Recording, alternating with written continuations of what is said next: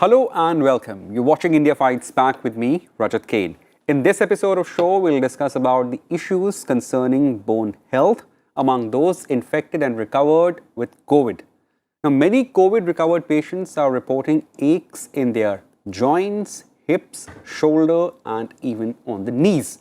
The condition is called avascular necrosis or AVN, or death of bone or joint, if not managed in time, could lead to a devastating results. Now, doctors say as of now there is no government data, but hospitals across India are receiving such cases with patients largely belonging to age group of 30 to 50 years coming up with such complaints of aches, and of course, after discovery, it's found that there has been some degeneration in the bones. Now, discuss further on this issue and how important is it to not ignore the first or the initial signs and straight away consult the experts. We're joined with Dr.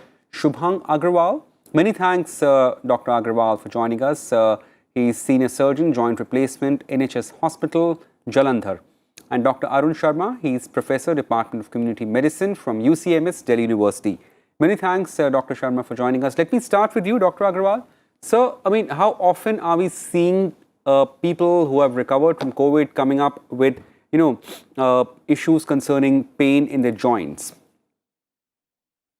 Okay, so we are seeing actually a lot of patients. In fact, almost, our routine OPDs have double the number of patients who are presenting with joint pains, and most of these patients have recovered from COVID. In fact, you can say that in all COVID recovered patients, there is some or the other muscle or bone pain. Right. And what we are seeing is that one is because of any kind of viral infection, you tend to see some sort of bone pain or muscle aches, like what you call a post-viral arthralgia or a post-viral myalgia, which is joint pain or muscle ache. But specifically on the hip joint, we've realized that the incidence has almost doubled. Almost every week, we are seeing 2 to 3 patients who have been treated for COVID-19 infection with high-dose steroids, which was actually a lifesaver at that time. But unfortunately, their hips have been affected and the blood supply to the joint has been cut off. Right. So seriously, this is one situation that is fairly alarming.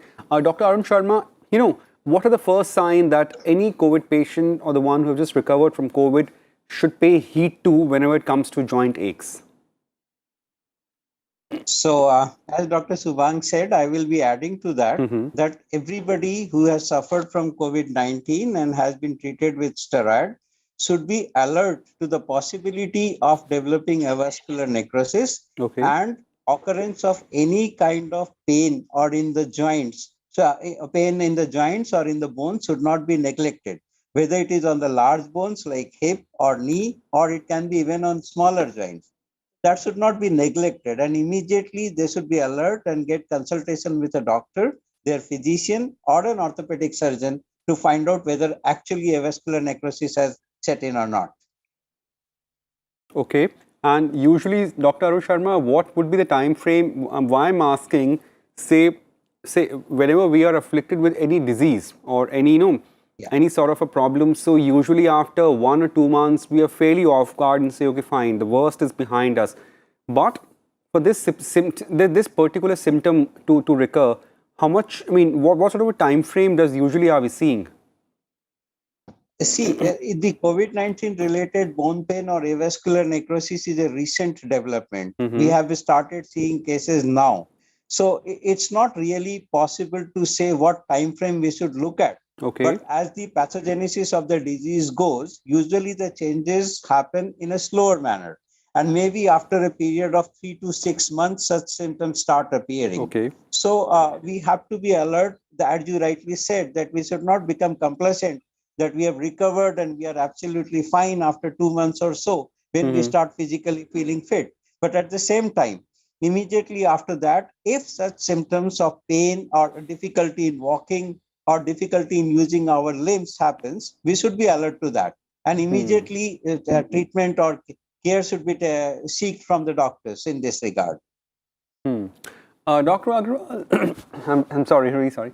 Dr. Agarwal, the patients that you must have seen in a hospital with post-COVID complications and AVN in particular. So, what has been duration of these patients who have recovered from COVID? How much, how long after the recovery does these symptoms start appearing? I mean, the same question I asked Dr. Yes, Agarwal. so yes, I think like Dr. Sharma said, it doesn't happen immediately. So initially, a COVID-treated patient will have some muscle aches, some joint pains, because of the infection per se. But most of the patients that we are seeing now were actually treated in the first wave. I'm yet to see a patient who was treated in the second wave and has already developed an avascular necrosis of the hip. So it's unlikely that it happens in the first 3 months or first 6 months. In general itself, avascular necrosis is not a new problem. Avascular necrosis takes almost 6 months to 18 months to set in after high-dose steroids. So people who were treated in the first wave with high-dose steroids, or we are also looking at the possibility of a thrombotic complication of COVID. Like you must have heard people were talking about clots developing because of COVID. So maybe there is some factor of clotting here, which is actually obstructing the blood supply to the bone itself. So imagine if there is a clot which has developed inside the hip joint blood supply, it cuts off its own blood supply, and then it lands up in avascular necrosis. But yes, most of the patients were treated with high-dose steroids, and they take at least 6 months for the symptoms to present. The idea is that if you have been treated for COVID-19 with high-dose steroids, and you have any part of the body aching for more than 15 days, which is sort of beyond your routine aches and pains, cramps and stuff, then you must suspect that there may be something wrong, and then you consult your doctor and get at least an X-ray done. Now, avascular necrosis cannot be picked up on a simple X-ray in the beginning. You need at least 40% of the bone to be destroyed already to see it on an X-ray. So an MRI, if there is a high clinical suspicion, we would suggest an MRI, and an MRI will pick up early stages of avascular necrosis. Right. And in terms of the age group that we are seeing, there are reports that people between 30 to 50 age groups are the ones who have been found susceptible. Is it usual phenomenon in that age group, or is it something new again we're seeing? Well, I wouldn't want to put an age bracket to this, but yes, most of the patients that we have seen till now with avascular necrosis of the hip joint per se have been between 30 and 60. Okay.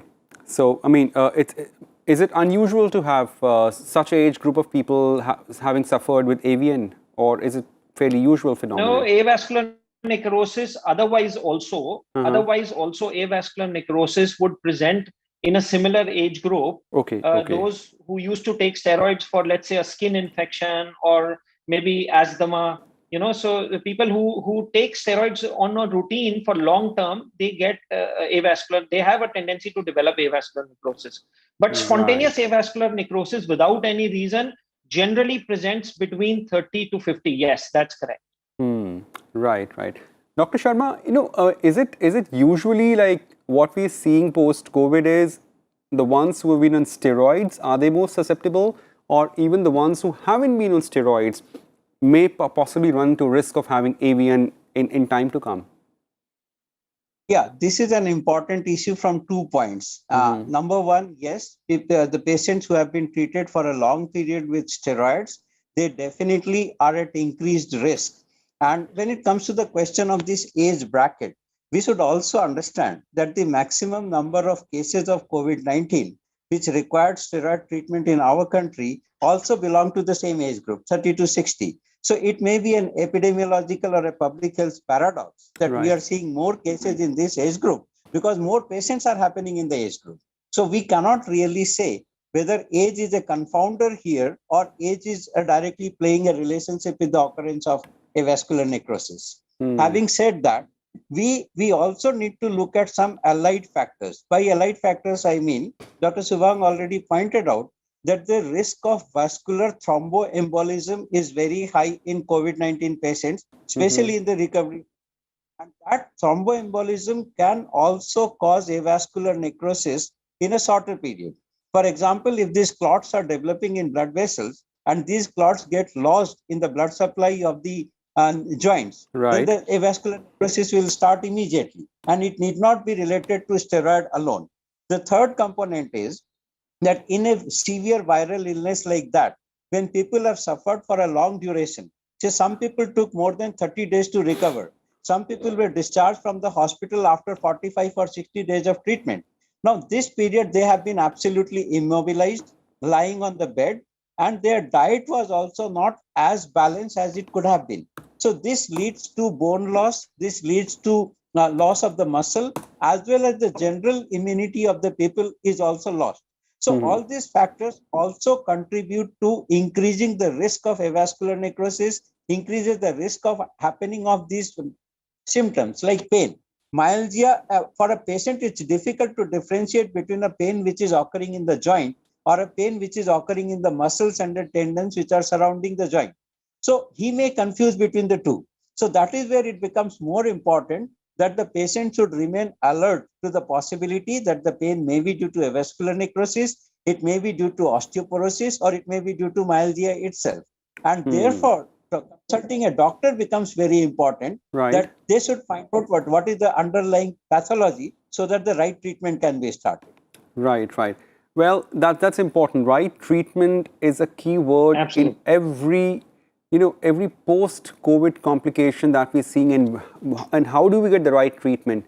By reporting to right person, the experts. Well, this is something which we have been repeating here ad nauseum in our show. Dear viewers, you're watching this show, please listen to experts. I mean, our humble request, listen to them carefully. They are the ones who are fighting this pandemic for us. They are the ones who are treating, and only scientific approach, only and only a scientific approach can defeat this pandemic and nothing else. Do not hear any hearsay, any rumors about COVID complications, and even about vaccination. Well, shifting gears, sir, let's talking about the treatment of AVN. Dr. Agrawal, let me start with you here, sir. Is it essential that straight away we require a medical treatment, or possibly any lifestyle change can also help us? Okay, yes, definitely. In the beginning, first thing is to make the diagnosis.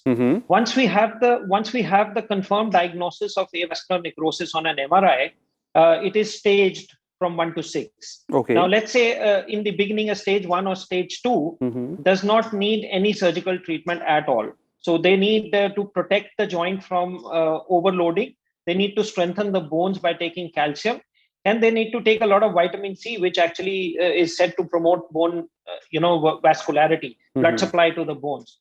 And then, strengthening exercises, and that's what it is. So in the beginning, but once the stage is beyond medical treatment, it always is some sort of medicine. So whether it is calcium, vitamin D in the beginning, or it's a more complicated medication called bisphosphonates, which can be tried for avascular necrosis. It is known to strengthen the bone in lesser blood supply also. And then later stages, if it goes beyond repair, then we will have to consider a surgical option. Okay. Okay. Dr. Sharma, your take, I mean, straight away, do we go for the medical treatment here, or there are any lifestyle change that one would recommend? No, I absolutely agree with what Dr. Subhang said.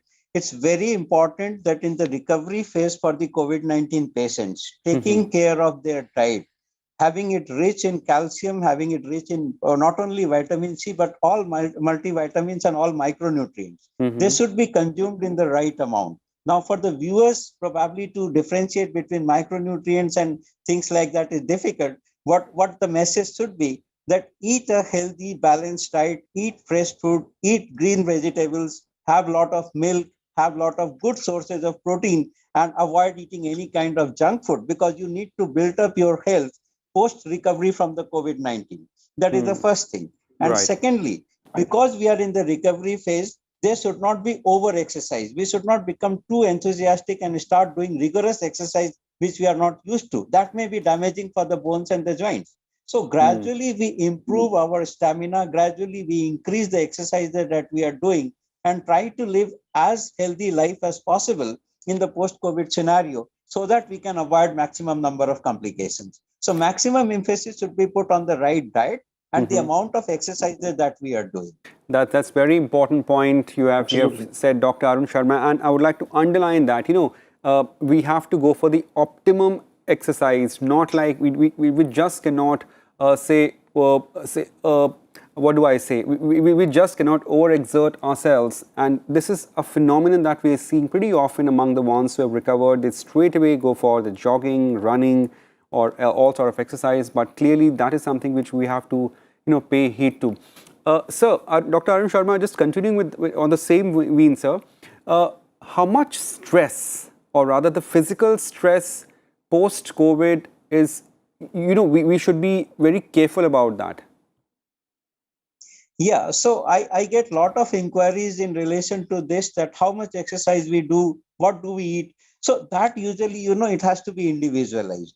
The question is how much you can do, how much your body is permitting, and that varies from person to person. Right. It depends on how severely you were infected.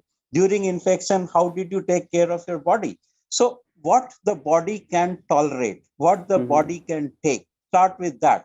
I will say that if you had been bedridden for 15 days, if you are up, then first you try walking only for 5 minutes and see whether you can tolerate this or not. Right. You start climbing a few stairs and see whether you are getting breathless or you are able to tolerate that kind of exercises. So it's all depends on your individual stamina and capacity, and then you gradually increase over a period of duration. Don't expect miracles to happen, that today you are out of the bed and tomorrow you are absolutely fit. COVID-19 is not a disease like that. So we need to take gradually, and whenever required, take assistance from physiotherapists, take assistance from your doctors who will correctly advise, given your situation, that how much exercise you should do, what kind of food you should be eating at that time. Right, clearly. Dr. Shubham Agrawal, sir, there are patients who possibly may have pre-existing issues concerning the bones and joint aches. What steps should they take so as to possibly avoid this, A, or secondly, if the pain increases, then what should they do? Okay, so one thing definitely that COVID did was flare up anything which was existing, the weak point of the body, So if you had a back pain anytime, maybe in the last 3-4 years, after COVID, that back pain woke up again. Somebody had a knee pain, that knee pain woke up again. So it's like a reset, somehow it's like a reset of the body, where it went down to that weakest point of the body, started paining again. So people who had muscle aches or back pain or neck pain from before, they've all started having those symptoms again. We attribute it to COVID, yes, that COVID did it. But like Dr. Sharma said, it's easy to identify if they know that they had this issue. And they should start exercising, consult their doctor, and then, if there's any medication required, they would take that medication. And the rule is to start low and go slow. People who develop intolerable pain after COVID infection, let's say 1 month down the line, suddenly you start developing a back pain, and you realize that you never had this pain, but maybe 3 years ago you had one episode. Then you must see your doctor and get it checked whether it is actually just a weakness or it is related to lack of exercise or maybe over exercise, and then take treatment for it. Right, certainly. So these are things that we all need to take care of. These are things or suggestions, advice, as just discussed by our experts, that all those who have recovered from COVID infection off late or even last year, they should be on the lookout for these symptoms. Symptoms can be early symptoms. Symptoms can even develop later as we go past a recovery period. Well, many thanks, Dr. Shubham Agrawal, for joining us, Dr. Arun Sharma, to be part of the show. It's really invaluable to have you. And of course, like all that you have shared with our viewers is extremely, extremely important. Well, so that's it in this edition of India Fights Back. But before we leave, a small appeal to all our viewers. Dear viewers, keep following COVID-appropriate behavior. The pandemic is not over yet. Keep wearing a face mask. Please do not compromise on that facet. Keep maintaining sanitation around you. Keep washing your hands 20 seconds at least. That's what the expert says. And do not forget to maintain the physical distancing. It possibly can be difficult in certain places, but try as much as possible. Remember, these are small things that can help us in defeating this pandemic. Well, on this note, we sign off. Thank you. Goodbye.